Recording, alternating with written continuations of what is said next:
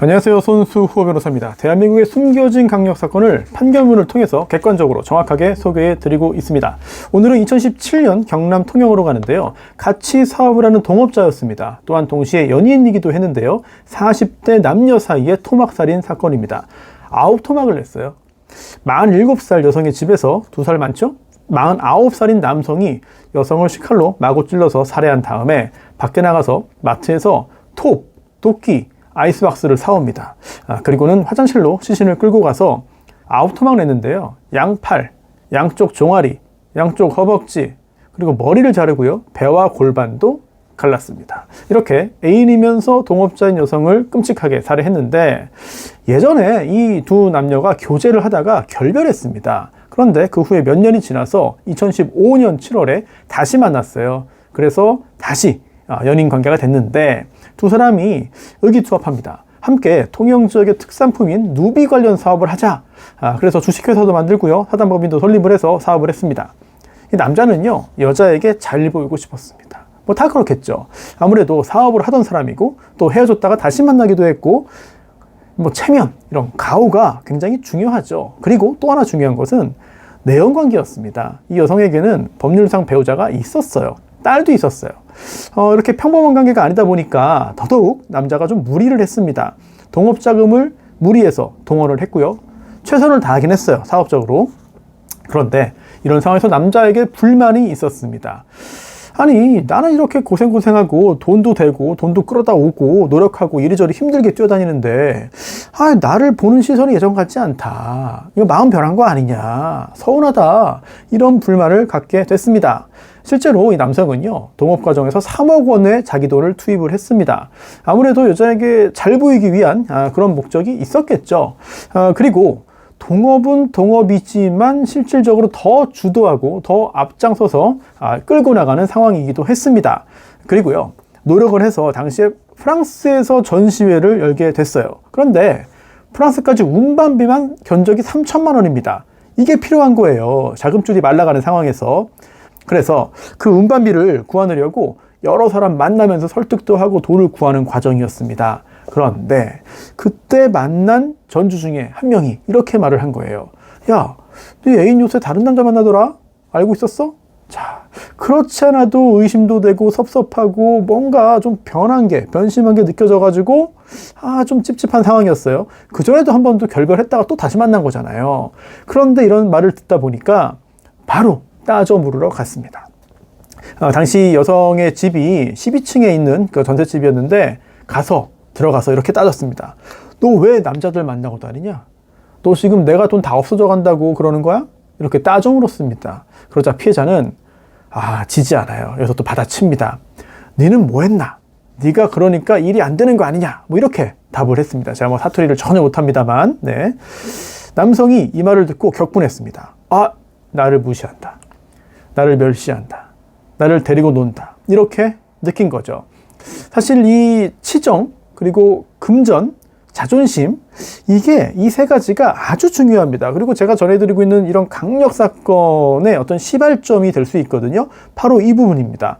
치정, 애정, 그리고 금전, 또한 이것과 관련된 자존심까지 다 건드린 거예요. 다 자극된 겁니다. 특히 중년 남성, 또는 노년 남녀의 경우에, 중년 노년의 경우에 이런 자존심이 더 중요하게 느껴지거든요. 얼마 전에 이 60대 부부가 이혼한 후에도 만나서 성관계를 계속 했는데 어느 날 이 남자가 잘 안 됐어요. 그러자 이 전 남편에게 야, 이제 안 되네, 못 써먹겠네, 고자 됐네, 이런 말을 해서 이 말을 듣고 격분해서 전과가 없는 남성이었는데 끔찍하게 살해한 사건, 저희가 전해드린 적이 있죠. 이런 자존심의 자극입니다. 이 사건에서도 이 남성이 부엌에 있던 흉기를 가지고 옵니다. 그래서 여자를 찔렀습니다. 이게 아주 격정살인이죠. 엄청난 범죄를 저질렀는데 판결문을 보면 깜짝 놀랄 수밖에 없습니다. 제가 그대로 한번 소개해 드릴게요. 옆에 놓여있던 피해자의 휴대폰으로 피해자의 머리, 얼굴, 손팔을 수에 때리고 계속해서 칼날 길이 20cm인 큰 식칼을 가지고 와서 피해자의 남자 관계를 추궁하다가 식칼로 우측 젖 부위 길이 3cm, 그리고 우측 견갑부 안쪽 2곳, 우측 견갑 하부, 우측 옆구리 2곳 등을 각각 찔렀다. 그래서 피해자를 그 자리에서 흉복부 자창 등에 의한 대량 실혈로 사망하게 만들었다. 살인을 한 거죠. 강력범죄 전과 없었습니다. 그런데 이런 끔찍한 일을 저질렀고요. 남성은요, 살해한 후에 서울로 도망쳤습니다. 시신을 그냥 여자 집에 두고 방치한 상태였습니다. 아니 처음에 시작할 때는 토막살인이라면서. 예, 토막은 그 다음 얘기입니다. 일단 첫날은 그냥 도망쳤어요. 그런데요, 이때 굉장히 좀 특이한 부분이 있습니다. 바로 이 여자의, 피살된 여자의 어린 딸도 함께 데리고 서울로 갔습니다. 아니, 여자의 딸을 왜? 인질인가? 아니면 당시에 집에 함께 있었거든요. 그러다 보니까 싸운 것도 봤고 살해한 것도 본 겁니다. 그렇다면 그냥 두고 가면 신고를 하겠죠. 또 신고한 후에 구체적으로 그 아저씨가 죽였어요, 진술을 하겠죠. 이거를 막기 위해 데려간 거 아니냐, 이렇게 짐작이 되는데, 만약 그렇다면 이 여자의 어린 딸에 대해서도 추가적인 범행을 범할 우려가 있었습니다. 아니면 그 외에 어떤 특별한 사정이 있었나? 판결문에는 아주 자세히 나오지는 않는데요. 짐작, 추측을 할 수밖에 없습니다. 아무튼 이렇게 서울로 도망친 남자, 돈을 챙기기 위한 추가 노력을 합니다. 우선 여자의 딸을 데리고 서울로 갔잖아요. 이 아이의 아빠가 있습니다. 그러니까 사망한 여성의 남편이죠. 당시 이혼 안 했어요. 법률적으로 부부 관계입니다. 전화 걸어가지고 돈을 달라는 느낌의 말을 했습니다. 물론 이게 대놓고 협박이 되거나 공갈이 되거나 그렇지 않았거든요. 그래서 그 부분은 기소가 안 됐어요. 하지만 그런 뉘앙스의 발언을 했다고 판결문에 적혀 있습니다. 돈을 받아내지 못했습니다. 그리고 이런 지도도 합니다. 여자 집이 전세였거든요. 보증금이 있죠. 그래서 그 집주인 연락처도 아는 거예요. 이 남자가 전화를 해가지고, 우리 지금 다 나갔으니까 나갈 거니까 보증금 주세요, 돌려주세요, 6천 주세요 라고 했습니다. 그런데 집주인이 이거를 줄 리가 없죠. 집주인이 이렇게 말했습니다. 아니, 짐을 다 빼서 나가야, 짐 다 빼서 나간 게 확인돼야 보증금을 주죠. 자, 그러자 남성이 아차 싶었습니다. 왜냐면 이사 갈 거다, 우리 나간다, 돈 줘라 라고 하면 집주인이 이 집의 상태를 확인하기 위해서 올 수 있습니다. 찾아올 수 있잖아요. 뭔가 이상하니까. 그리고 집주인은 집 안에도 들어갈 수 있습니다. 원래 들어가면 안 되지만 우리 이사 간다, 집 내놨다, 돈 달라고 하니까 들어갈 수 있잖아요. 그러면 들어가면 사체가 발견됩니다. 죽이고 그냥 나온 거예요. 그냥 방치해놓고. 자, 그래서 이 남성 다급히 여자의 집으로 돌아가게 됩니다. 들어가서 사체를 치우자라고 결심을 하게 된 겁니다. 그리고 살해 후 4일째인 2017년 4월 24일 정오경 여자 집으로 다시 옵니다. 곧바로 당황해서 온 겁니다. 그리고는 안방에 있던 피해자의 사체를 화장실로 끌고 가고요. 오후 1시경입니다. 밖에 나가서 톱과 도끼를 사옵니다. 아이스박스까지 사오는데요. 이걸 이용해서 피해자의 오른쪽 무릎 부위를 잘라냅니다. 이게 칼만으로 토막내는 게 어려워요. 굉장히 어렵습니다. 그래서 일단 살과 근육을 잘라서 떼어내고 그 다음에 뼈도 자르게 되는 것이죠. 그리고 계속해서 같은 방법으로 양쪽 종아리 잘라내고요, 양쪽 허벅지 잘라내고요, 양쪽 팔 잘라내고 머리도 자릅니다. 그리고 골반 부위도 잘라내요. 그러니까 몸통을 양분하게 되는 것이죠. 이렇게 총 9토막이 납니다. 그리고는 밖에서 사온 아이스박스 2개, 그리고 원래 있던 아이스박스 하나, 이렇게 총 3개에다가 이 절단한 사체를 넣습니다. 그리고 밖에 내다버리지 못했어요. 11층에 있는 보일러실에 가져다 놉니다. 한층 아래에 있는. 멀리 가지 못했습니다. 그리고 또 다른 범행을 하나 이어나갑니다. 사단법인 있다고 그랬잖아요. 사단법인, 이 명의의 그 서류를 위조해가지고 농협에 가서 4,200만 원을 인출합니다. 이것도 함께 재판을 받았죠. 하지만 보일러실에 둔 아이스박스가 발견되면서 결국 무기징역을 선고받게 됩니다. 당시 재판에서 이 남성의 변호인이 이렇게 말했어요. 심신미약입니다. 당시에요, 술 마셨어요. 평소 주장보다 더 마셨어요. 그러니까 심신미약입니다 라고 주장했지만 법원이 인정하지 않죠. 네. 사실 이렇게 이 사건처럼 9토막을 했잖아요. 끔찍하게 시신을 훼손하는 경우에는 좀 몇 가지 주요한 이유나 배경이 있습니다. 우선 원한입니다. 극심한 원한, 어떤 치정이나 애정 문제인 경우가 많잖아요. 그리고 또 그뿐만 아니라 돈 문제도 여기에 개입합니다. 이걸 통해서 상대방의 자존심을 건드렸다, 자극했다, 이런 경우 상상을 초월하는 과격한 시신훼손이 벌어지기도 합니다. 이 사건도 역시 마찬가지죠. 그리고 두 번째는 상당히 좀 어찌 보면 실용적인 목적이라고 할 수 있는데요. 살인의 가장 중요하고 명백한 증거가 뭐냐? 바로 시신입니다. 시체죠. 이게 발견되면 아, 죽었구나. 죽은 사람 누구구나. 피해자의 신원이 확인되면 관련된 사람부터 추적하기 때문에 가해자 찾기 쉬워집니다. 면식범의 경우는 더 그렇죠. 아는 관계라면. 그리고 무엇보다 시신이 발견되지 않으면 이게 사망을 했는지 어디로 그냥 가출한 건지 스스로 잠적한 건지 도주인지 여기서부터 혼란이 생깁니다.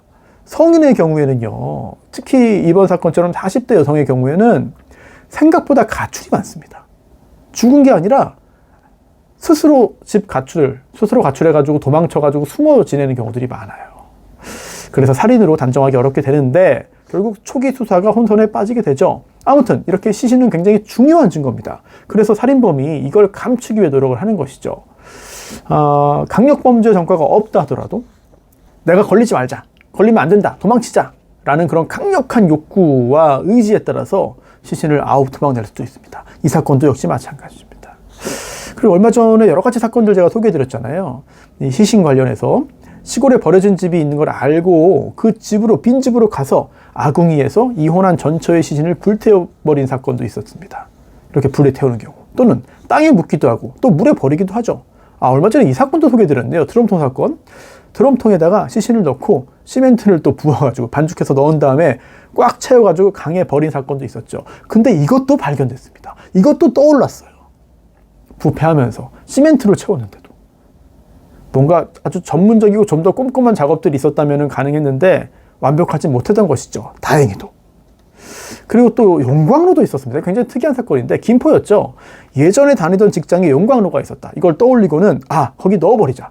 용광로, 그 높은 온도에 전처의 시신을, 아내죠. 이혼도 안 했습니다. 아내의 시신을 던져버리면 녹아버릴 거다. 사라져버릴 거다. 증거 안 남는다. 실제로 그렇습니다. 그런데 하늘이 도와서 이 용광로가 아주 높은 온도가 아니었던 겁니다. 용광로에서 녹이는 그 금속의 종류에 따라서 용광로 내부의 온도가 달라요. 근데 이때는 알루미늄 등을 녹이는 거였는데 아주 높지 않았습니다. 그래서 사체가 발견됐죠. 자, 완전 범죄를 시도했지만 실패한 그 김포 사건들, 여러 가지 시신 훼손 관련된 부부 사이에 또는 이혼한 부부 사이의 사건들 말씀드렸는데 이제 이 사건 무기징역 선고됐잖아요. 양형의 이유를 좀 살펴보죠. 읽어드릴게요. 인간의 생명과 존엄성은 어느 누구도 함부로 처분할 수 없는 절대성을 지닌다. 이걸 침해하는 행위는 결코 용서될 수 없다. 많은 사건에서 중형 선고할 때 살인사건에서 인용되는 그런 문구입니다. 자, 그 다음 이 사건 범행의 특수성과 특이점이 나옵니다. 피고인이 내연관계에 있던 여성인 피해자의 남자관계를 의심하고 추궁하던 중 화가 나서 머리, 얼굴을 수에 때리고 식칼로 가슴, 견갑부, 옆구리 등을 수에 찔러 피해자를 살해했다. 이제 앞부분에서는 이제 젖부위라고 했는데 이제 양형에 의해서는 가슴 부위라고 좀 순화했습니다. 표현 자체를. 그 후에 자신의 죄증을 인멸할 의도로 톱과 도끼를 이용해서 머리, 흉복부, 골반 부위 등 9부분으로 절단하고 아이스박스에 나눠 담아 유기했다. 방법이 매우 잔인하고 피해자의 인격에 대한 최소한의 존중도 찾아볼 수 없다. 이렇게 잔혹하고 엽기적인 범행은 생명의 존중이라는 우리 사회의 기본적인 가치관을 훼손하고 사회 공동체의 결속을 현저히 저해하는 중대한 범죄에 해당한다. 당연하죠. 네, 엽기적인 훼손입니다. 피고인은 피해자를 살해한 다음에 한동안 방치하고 서울로 도주했다. 사체를 유기한 후에는 피해자의 어린 딸과 서울에 함께 지내면서 법률상 남편에게 전화를 걸어서 딸에 대한 대가로 금전을 요구하는 듯한 말까지 했다. 피해자를 살해한 다음에 사단법인의 인감도장을 무단으로 사용해서 자본금을 인출했다. 자, 이런 걸 종합하면은 피고인의 죄책이 매우 무거운 거죠. 그럼에도 불구하고 용서를 못 받았어요. 유족들과 합의하지 못했습니다. 그리고 형사공탁을 비롯해서 고통을 치유하기 위한, 유족들의 고통을 치유하기 위한 어떠한 노력도 하지 않았습니다. 따라서 범행을 모두 인정하고 반성하고는 있지만 다른 유사사건과의 어떤 그 균형 등에 비추어 볼 때 피고인을 마땅히 사회로부터 영구히 격리시키는 중형에 처할 필요가 있다. 결국 무기징역형을 선고했습니다. 생각할 거리를 굉장히 많이 주는 사건입니다. 오늘은 2017년 경남 통영에서 벌어진 동업자 내연 남녀 사이의 아우토막 살인사건 살펴봤고요. 다음 시간에도 대한민국의 숨겨진 강력사건을 판결문을 통해서 정확하게 계속해서 소개해 드리겠습니다.